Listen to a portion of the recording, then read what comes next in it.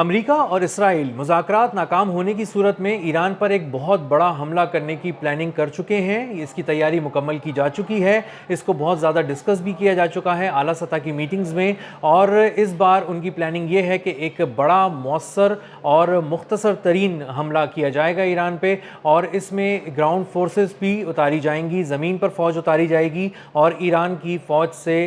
دست بدست ایک طرح سے لڑائی کی جائے گی، اور مختلف مقامات پہ جو ٹارگٹ سیٹ کیے ہیں امریکہ نے وہاں جا کر مختلف اہداف کو حاصل کرنے کی کوشش کی جائے گی۔ اس کو سمجھتے ہوئے ایران کی انٹیلیجنس نے جب یہ بات بتائی تو ایران کی فوج نے بھی ایک موت کا جال بچھا دیا ہے، زمینوں پہ بچھا دیا ہے، اور مختلف جو ان کی ملٹری انسٹالیشنز ہیں اور مختلف قسم کے ایسے اہداف ہیں جو ممکنہ طور پر جہاں پر امریکہ آ سکتا ہے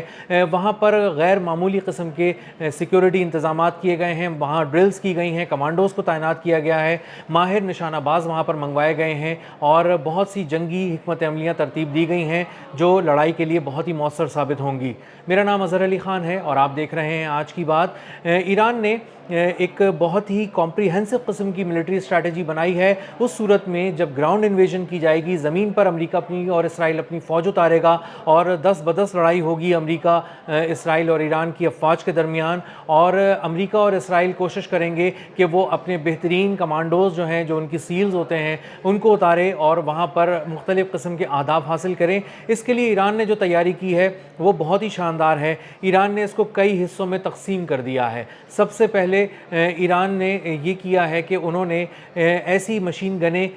اور ایسی اینٹی ایئر کرافٹ گنز جو ہیں وہ ڈبل کیبن گاڑیوں میں یعنی ڈالوں پہ لگائی ہیں، اور وہاں پر اس کا گشت بڑھایا ہے مختلف جگہوں پہ، اور انہوں نے اس کے نشانہ لے کر اس پہ فائر کرنے کی بھی کوشش کی ہے، اور بتایا ہے کہ اگر کسی طرح سے طیارے آتے ہیں اور وہ پیراٹروپرز کو اتارنے کی کوشش کرتے ہیں، اور یہ سارے پیراٹروپرز اترنے کی کوشش کرتے ہیں، تو انہیں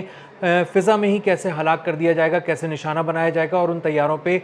کس طرح فائرنگ کی جائے گی، کس فارمیشن اس میں کیا ہوگی، اور کس طرح سے فائرنگ کر کے ان طیاروں کو بھی بہت زیادہ نقصان پہنچایا جائے گا یا مکمل طور پر تباہ کر دیا جائے گا۔ گراؤنڈ انویژن جب بھی کبھی امریکہ اسرائیل پلان کریں گے، انہیں ہیلی کاپٹرز کا بہت بڑی تعداد میں سہارا لینا پڑے گا، اور ان کو اپنے UH-60 اور HH-60 جو ان کے ہیلی کاپٹرز ہیں بلیک ہاک، ان کو وہ لائیں گے فیلڈ میں، اور اس کے ذریعے نچلی پرواز کر کے اپنے فوجیوں کو اتاریں گے، اور ان ہیلی کاپٹر سے ایران کی جو گراؤنڈ فورسز ہیں ان پر بھی حملے کیے جائیں گے۔ اب ان ہیلی کاپٹر سے کیسے نمٹنا ہے، اس کے لیے دو طرح کے اسکواڈ بنائے گئے ہیں۔ ایک سنائپرز کے اسکواڈ بنایا گیا ہے جو ایران میں صحراؤں کی خاک اوڑھ کر لیٹے ہوئے ہیں، اس کی چادر اوڑھ کر لیٹے ہوئے ہیں، بالکل پتہ ہی نہیں چلتا کہ زمین پہ کس جگہ پر اسنائپر لیٹا ہوا ہے اور کتنی دور تک وہ نشانہ بناتا ہے، اور وہ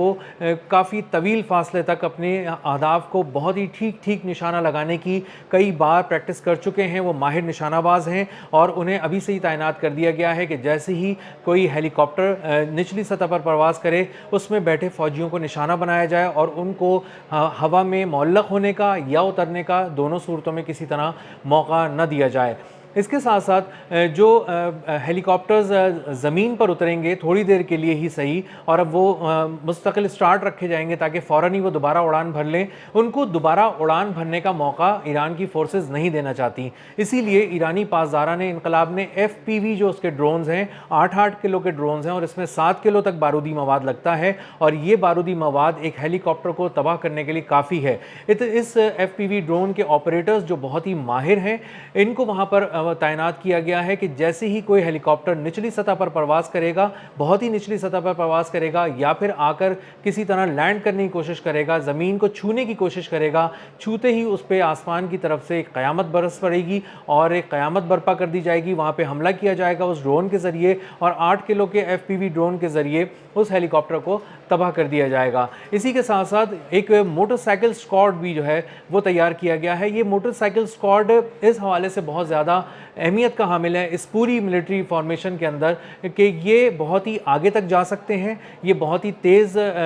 جو سفر کرتے ہیں، اور بہت ہی مشکل راستوں پہ بہت ہی تیز اور خطرناک رائڈنگ کرنے کی اور موٹر سائیکل کو یوں کہہ لیں کہ اڑانے کی جو ہے وہ اپنی پریکٹس کر چکے ہیں، اور یہ ہیوی بائکس کی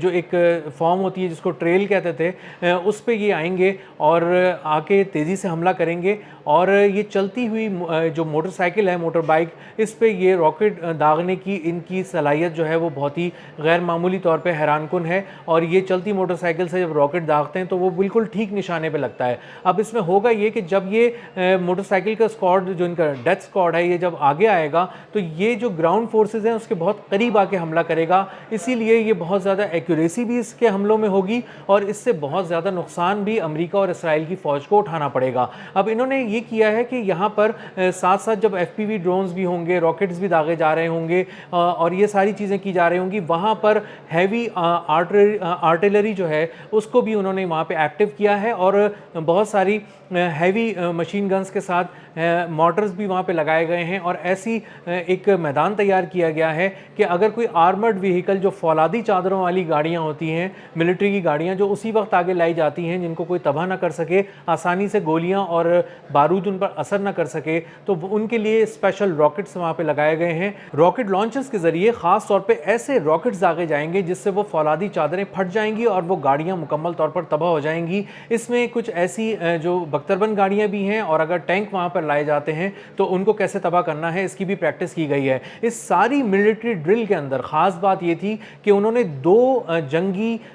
میدانوں کی حکمت عملیوں کو بہت خاص طور پہ پڑھا ہے، اور وہاں پر لے جا کر اس پر عمل کرایا ہے، اس کو امپلیمنٹ کیا ہے۔ پہلا جنگی ماحول انہوں نے دیکھا ہے کہ جب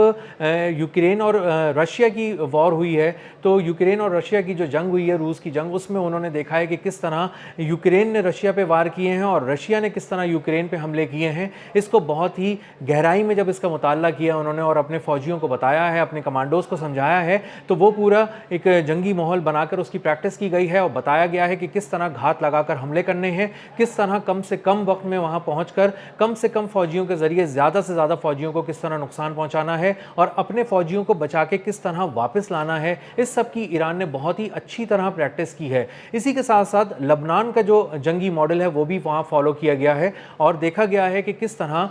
اسرائیل نے وہاں پہ حملے کیے، اور کس طرح اس نے لبنان میں حزب اللہ کو کمزور کرنے کے لیے جو بھی